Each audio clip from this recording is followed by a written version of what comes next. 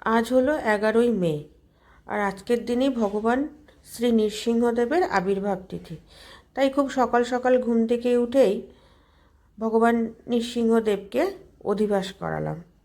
প্রথমে একটু জলের মধ্যে তুলসী পাতা দিয়ে দিলাম, তারপর আরেকটু জল নিয়ে তার মধ্যে দিলাম কর্পূর, একটু গোলাপ জল, আর আমাকে মায়াপুর ইস্কন থেকে যে মহাকুম্ভের জল পাঠিয়েছিল তার মধ্যে একটু দিয়ে দিলাম।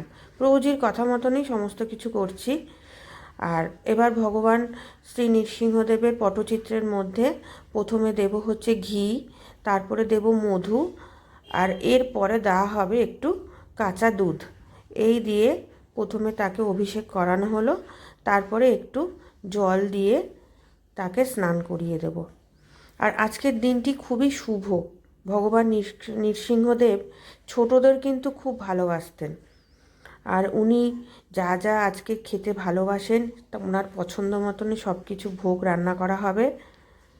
আর এখন অভিষেক হলো, এরপর ফুল দিয়ে সাজানো হবে।